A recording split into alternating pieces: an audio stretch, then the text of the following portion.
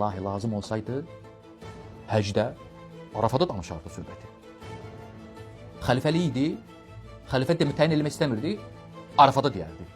Münasib yoxsa yox orada? Müzdəlifədə deyərdi, Minada deyərdi, bütün cəmaatın içərisində. Xəlifəlik söhbəti olsaydı Peyğəmbər sallallahu aleyhi və səlləm bütün cəmaatın içərisində deməli daha münasib idi deməsi. Lakin demədi. Həcc mərasimində də elə xilafəti deyibdir Peyğəmbərimiz.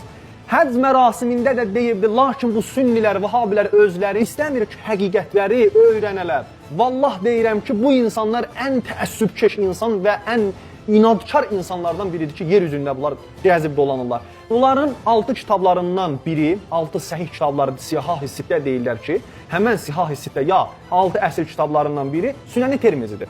Əl-Cəmi o-Səhih və huva Sünən-i Tirmizi. Bu kitabı Tirmizi yazıbdır. Deməli, bu kitabın 32-ci babında, Kitab-ül Mənaqibdə, 32-ci bab 3786-cı hədisdə. Bu hədisdə deyir ki, Cabir ibn Əbdullah Ənsaridən bir hədis gətirir və deyir ki, Cabir ibn Əbdullah Ənsari deyir, Rəəytu Rəsulullahi sallallahu aleyhi və səlləm aleyhini də burada gətirməyiblər. Həməşə Peyğəmbərimizin ailəsini salavatdan ayırırlar bu sünnilər, vəhabilər.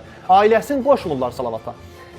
Deyir ki, fi həccətihi yevmə ərəfə və huvə alə naqəti. Cabir ibn Əbdullah Ənsari deyir ki, mən gördüm, gördüm Allahın Rəsulun sallallahu aleyhi və səlləm fi həccətihi, həcc mərasimində yevmə ərəfə, ərəfə günündə öz dəvəsinin belinə minibdir və orada dəvənin belində xütbəni oxuyur və buyurur, fəsəmi'tuhu yəqul, və mən eşitdim ki, Allahın Rəsulu belə deyir, Yə əyyuhənnəs, inni qəd tərəktu fikum mə in əxəztum bihi lən təzillu, kitaballahi və itrəti əhlə bəyti. Əzizlər, deyir ki, mən eşitdim, Allahın Rəsulu buyurur, ey insanlar, mən sizin aranızda tərk edib gedirəm bu şeyləri ki, siz əgər onlardan yapışsanız, heç vaxtda siz azmazsınız, zəlalətə düşməzsiniz. Nədir o şeylər?